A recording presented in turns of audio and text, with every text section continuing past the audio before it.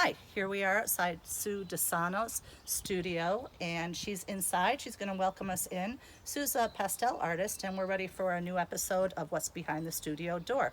This time, we're in Woodstock, New York. So let's see what's going on with Sue. Hello. Hi, Sue. We're excited to come see what you've got going on in your studio. Well, Thanks for welcome to letting us my in. little studio. Let's come on in. Thanks.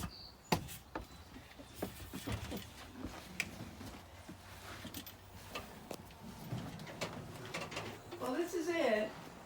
This is my living room, my studio room. This is my everything. I think more people do that than you'd think. Oh, I'm sure they do. Yeah. I've been doing this for a very long time, so I do have a separate room where I keep my stuff stored, my extra supplies, my inventory, my extra frames, my papers, all of that stuff.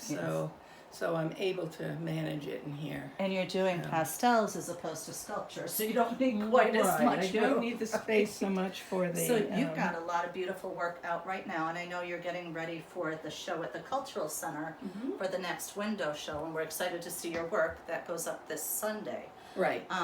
You chose Italy as a theme, which I was thrilled with. I think a lot of people do regional stuff, but we're in a sense right now where everybody's been closed in and not able to travel and not able to get out there. Right. I thought this would be good for that kind of thing because people have been cooped up and everybody wants to take a road trip, so this can kind of sub a little bit for a little bit of a trip, plus a taste of what it's like in Italy.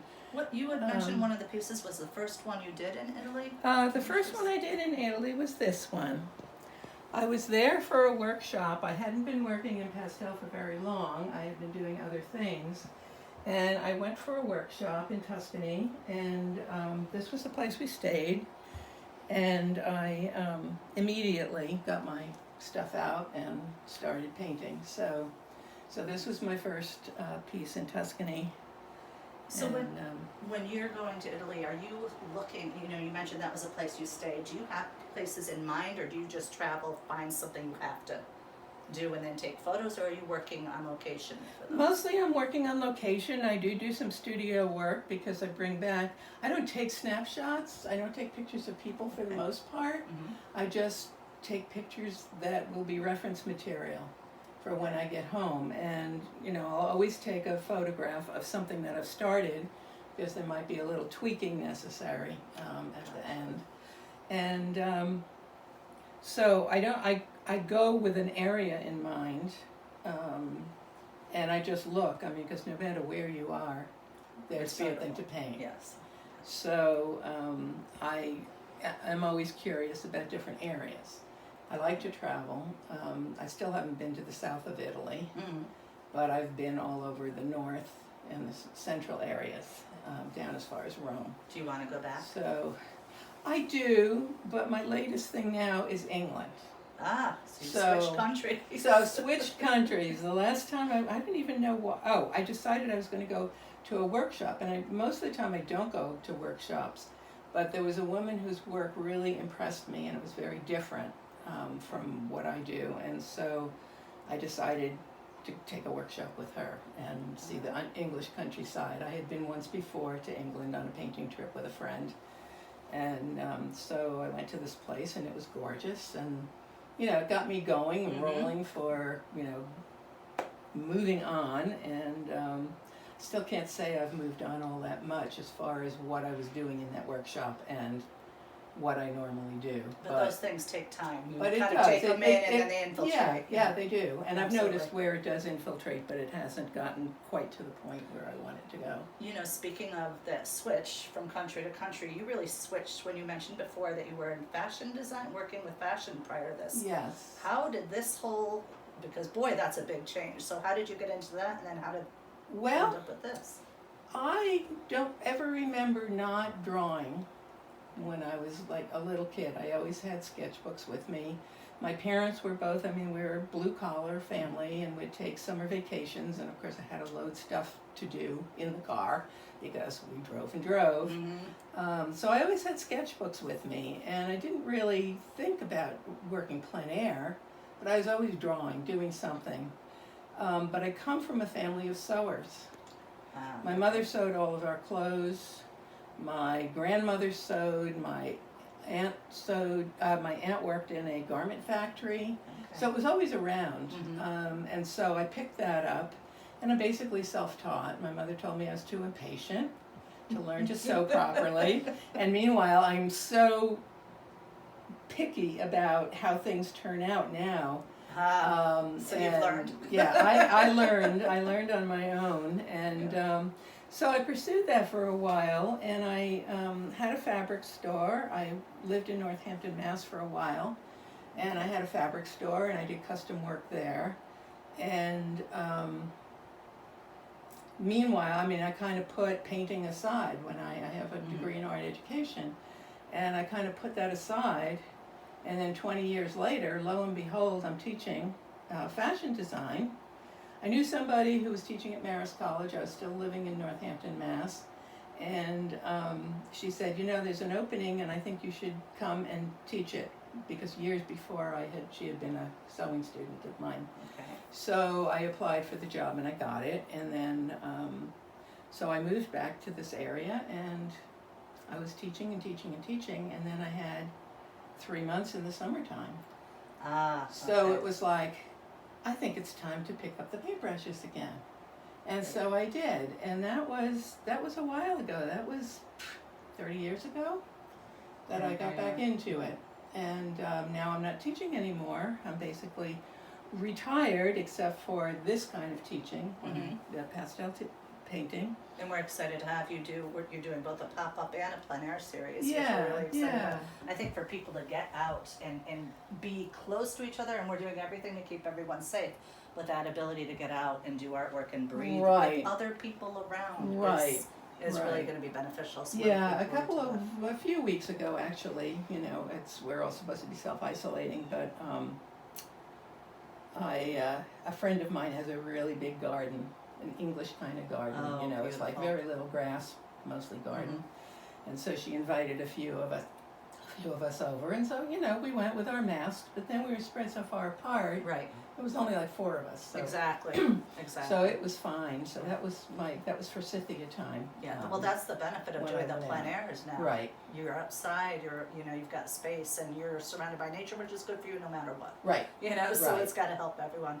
So let's see, you're working on something over here that looks stunning, and I love your setup. And you know, the thing about having a studio, I don't know about you, but I've had studios in my house in a small corner, where we talked about setup, takedown. What if you have people over? How do you stop in the Right. middle? So really, organizing a small space is incredibly important. And I love this piece of furniture because you have managed to do that in such a small space.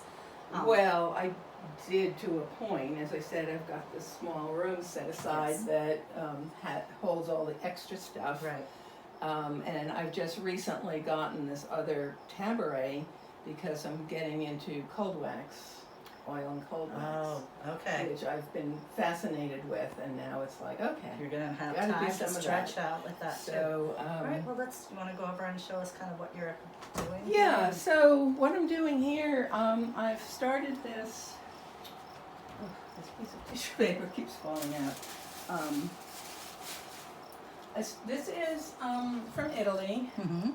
It's a sunset scene, and this actually was done with watercolor as a base, and so you can see, if you get up close, you can see that this is watercolor, just straight watercolor in here, Mm-hmm. and then up in here is just a little bit of pastel. You can still Okay, see the watercolor coming through.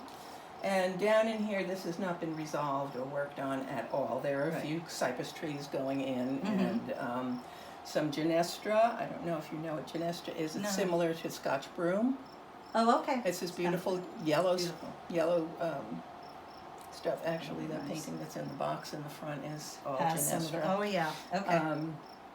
So this is what I've been working on, and What type of pastels do you use? Because I've gone through the love affair with a harder pastel, and then fell in love with oil pastels, and sometimes mix them.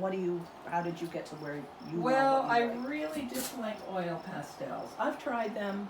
I haven't thrown them out because who knows. Exactly. Plus, I also do printmaking, and You so can use them sometimes for the that, oil yeah. pastels work in Right. certain areas for that. So the pastels, there's a wide range, and they go from they either call them semi-hard or Right. hard, or not even semi-soft, but they usually call them firm or hard pastels. And those are, as they say, fairly hard. And I don't really like to use them, but they're great for underpainting. And that's underpainting is when you set down your first layer. Yeah. Like in here, I've used watercolor for that.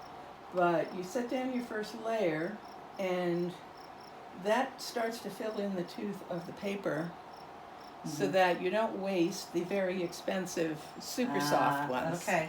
And then there's the in-between, there's a medium, and that's what most of the art supply stores around carry, is like Rembrandt or Art Spectrum.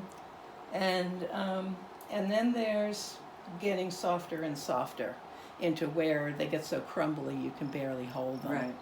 But I really love the super soft, juicy ones, and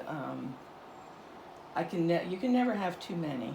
I mean, all of these colors are still, not enough. Right. They're too much, but not enough. And when I go out painting, I have a different box that I use. I mean, I don't just take from here. I've got a second set that I've put together for myself of the colors that I use mostly for plein air. And I just keep them in my rolling backpack so that they're ready to go. And an interesting story, I was going to visit a friend in Tennessee last year, and I had my carry-on suitcase, which was all I was taking. And she's also a painter, so the point was to paint every day. And so I said, I measured the suitcase, and I measured my box, which tends to be long and thin. And I said, this will all fit, this will be fine. I got everything packed, ready to put the pastels on top. It wouldn't fit. So it's like, oh my God, I gotta get going, I gotta get to the airport. So I took a smaller box, and it was in the autumn, so I just threw a bunch of more autumnal colors, and my greens, of course. And basically a selection from the whole color spectrum. And put them in a smaller box, threw them in, and there was no problem making a painting out of them. There you go. So, all right. Well, we are so looking forward to having you come and teach and seeing your work in the windows at the Cultural Center. Thanks for letting us come in your studio, and I think it's going to be inspiring for people to see a taste of Italy when they're feeling so closed in at home. So thank you very much for having us. This is great. well, you're very welcome. Thanks for coming. All right.